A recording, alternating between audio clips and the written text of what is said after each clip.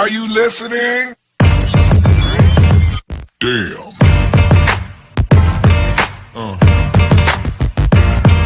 Yeah. Yeah.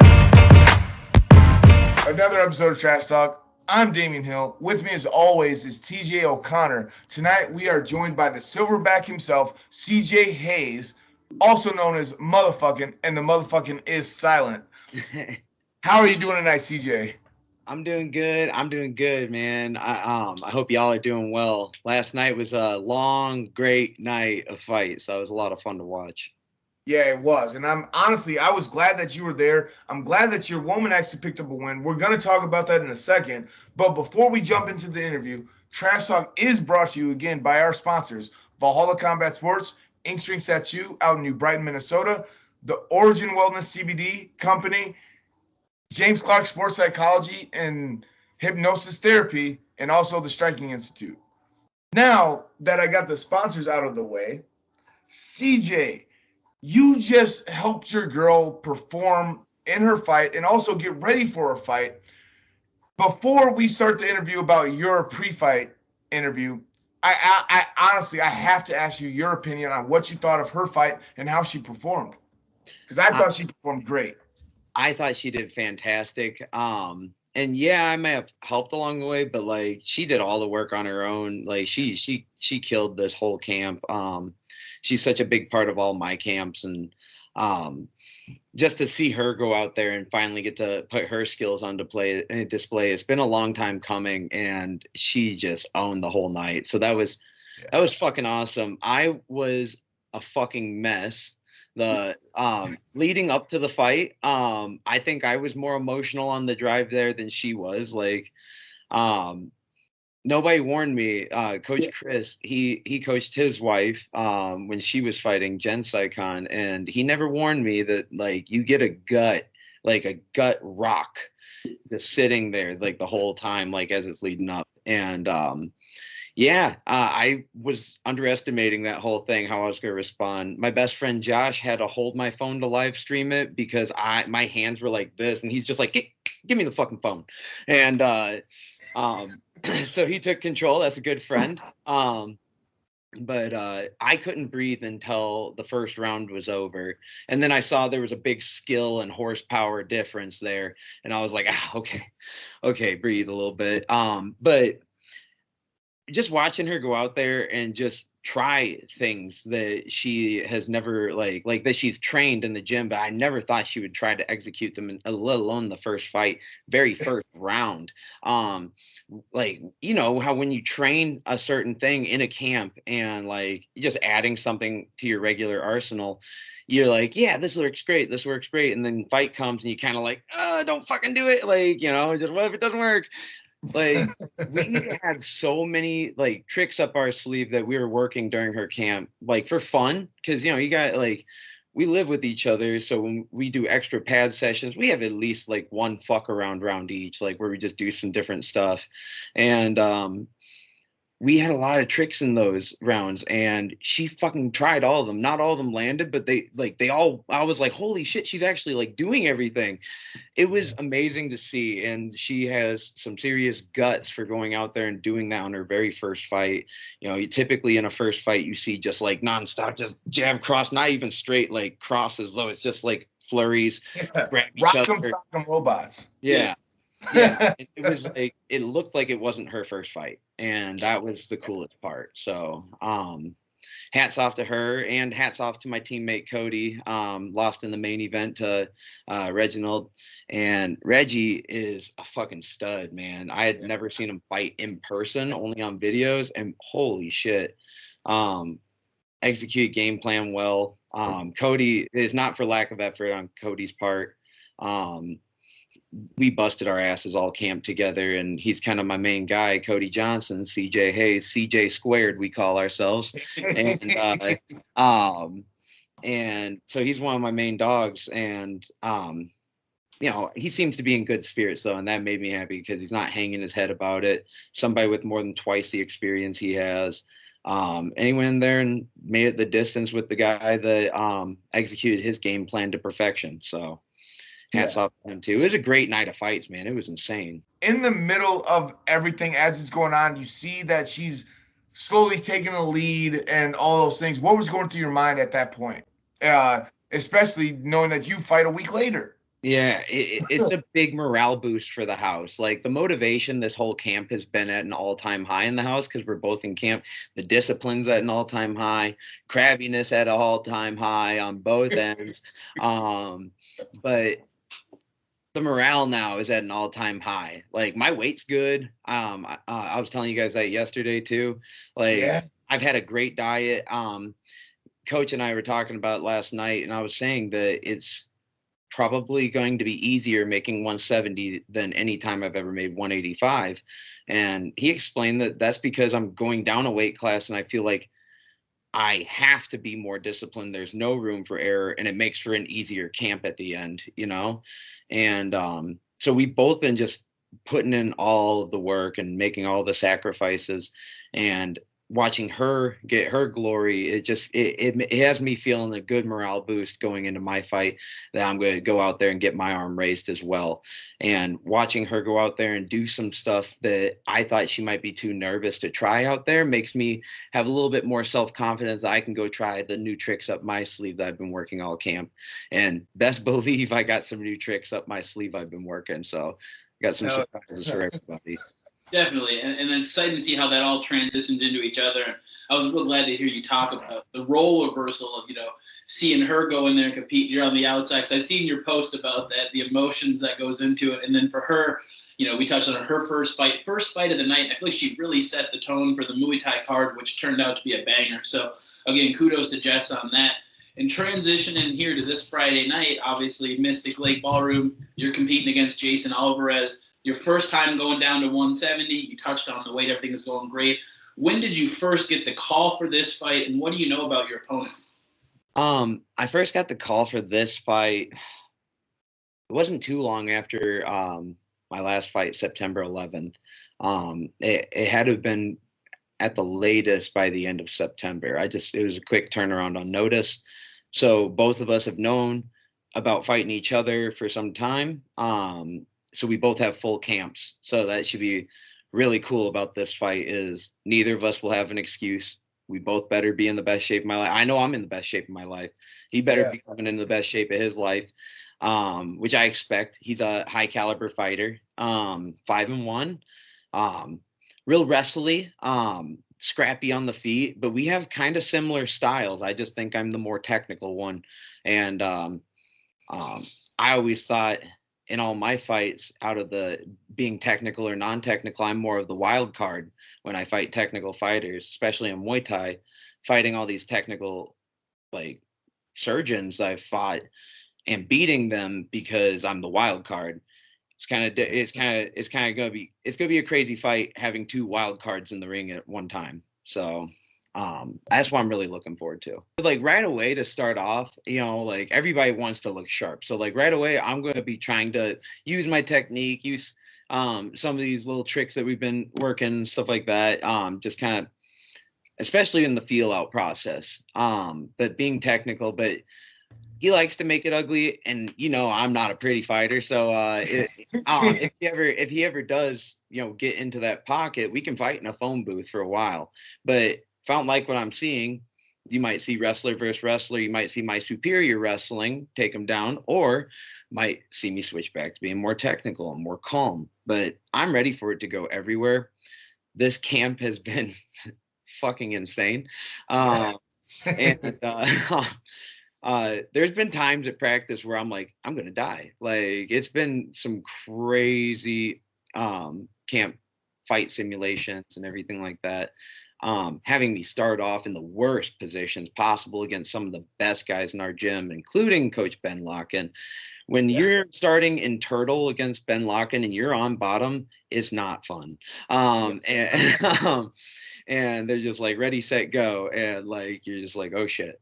So like, there's a lot of areas we've just like gone into deep waters in this camp. So just having my background of knowledge and my fight IQ and my ability to just chuck this fucking right hand like I don't care if it breaks, it's just I just think I have so many more edges on my sword than he does right now. So Definitely. You talk about how well you feel like this camp's going. And one of the big things, we've had you on so many times at this point. I probably couldn't even tell you how many times we talked to you on the show. But one of the big things that we always focused on in the past, was sometimes it was the length between fights, the layoffs between fights. This is going to be your third fight here in 2021. Correct me if I'm wrong. Last time you fought 3 times in the same year, it was in the same weekend. yeah. So using that experience, transitioning in, and we've seen your last performance. How much benefit do you feel like that plays going into, the camp obviously, but just confidence going in, knowing that you've been so active this year? I feel like wrestling days, I feel in season, man. Like I'm feeling good, and it's just a little more spaced out competition, a little less times making weight. But I've been after it since May when I fought the first time this year. So it's been a busy second half of the year basically for me. Is May, September, now December, and even after my fight with Jeff Nielsen, he's come into the cellar, over the holidays because he's from Minnesota. So he came into the cellar and we got some good rounds in and stuff like that. He's on that card as well. And we kind of sharpened each other at first, like when I asked my coaches and teammates, like, hey, is it cool? My opponent, he used to be my teammate and blah, blah, blah. They're like, wouldn't it be weird? I'm like, shit, no. We fought each other one time, but we've wrestled and known each other for like 15 years, We've known each other forever. So I'm like, fuck no, it won't be weird. And it was actually great, man. That was a great training session and got some real good rounds in, just different looks. Just everything feels like it's coming together. Karma feels like it's on my side nowadays. Everything has been it's been a great camp. It's been a fucking insane hell camp, but it's been a great camp.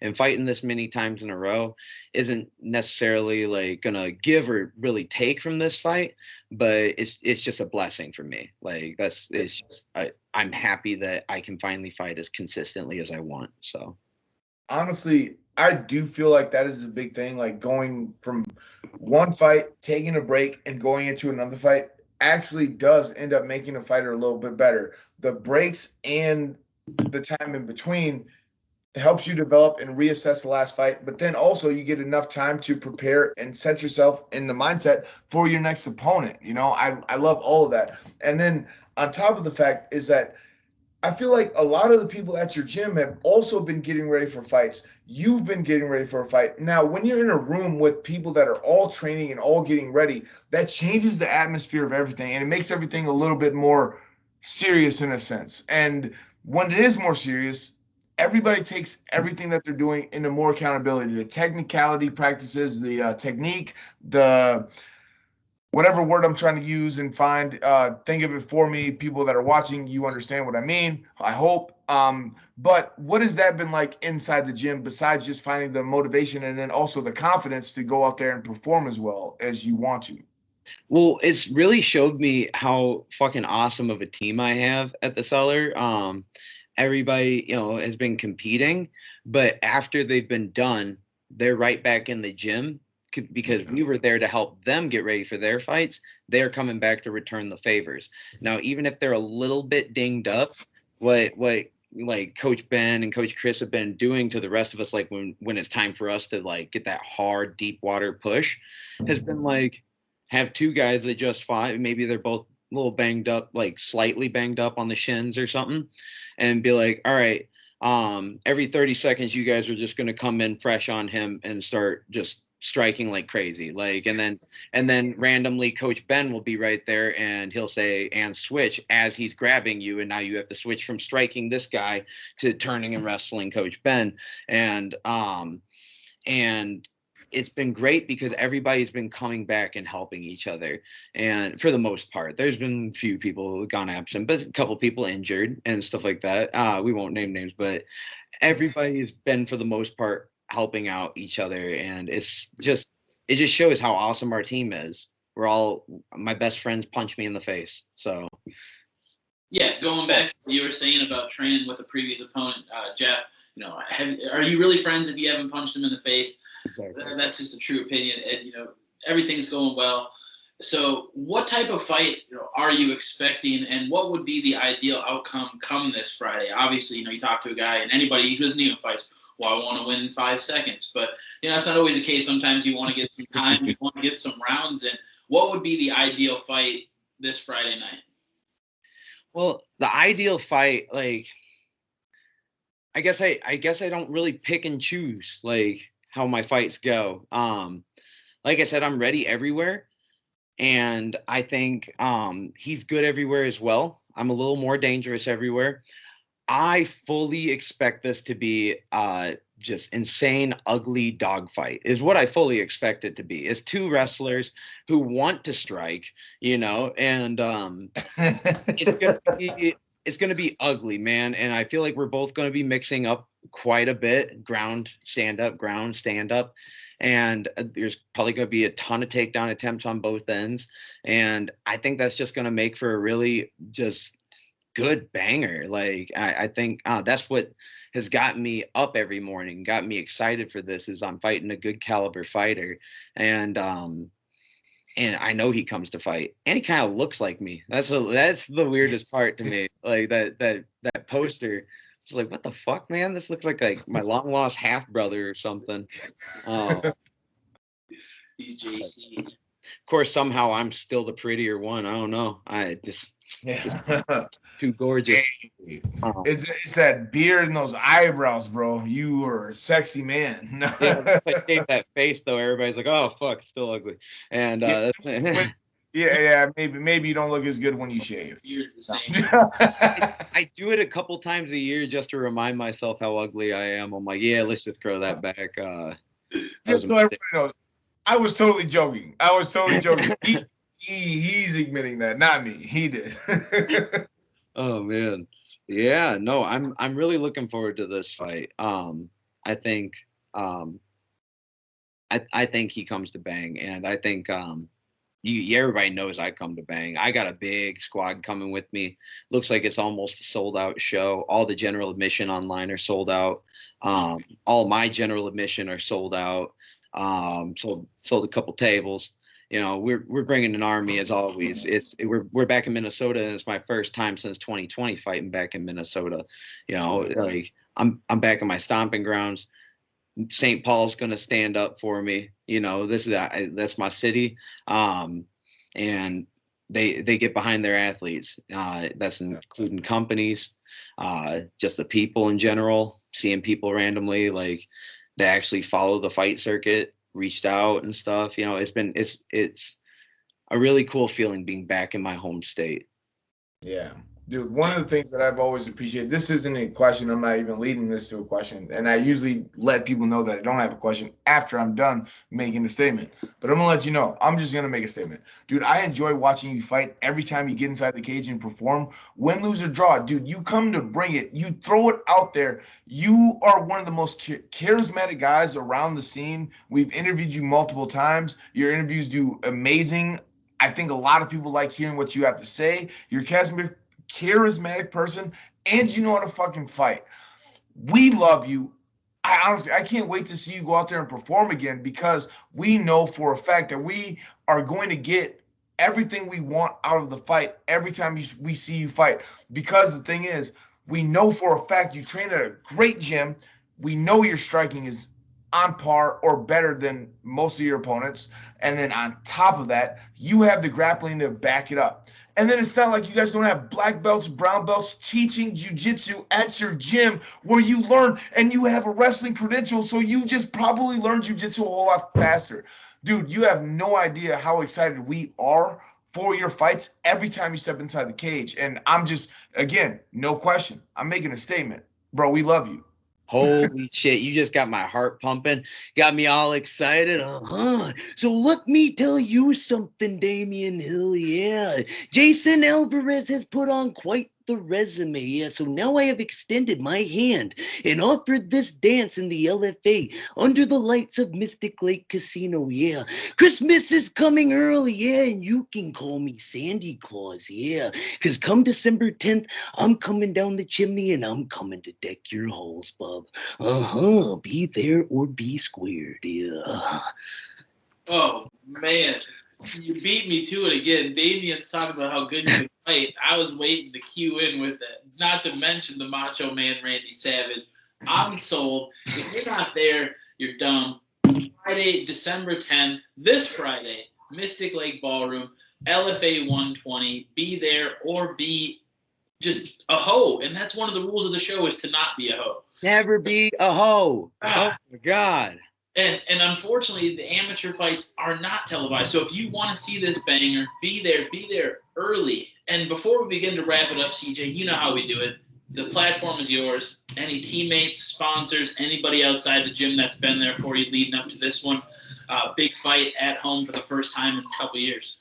Yeah. Well, shout out to obviously the Cellar Gym. That's my core. That's where all the killers are made, right there.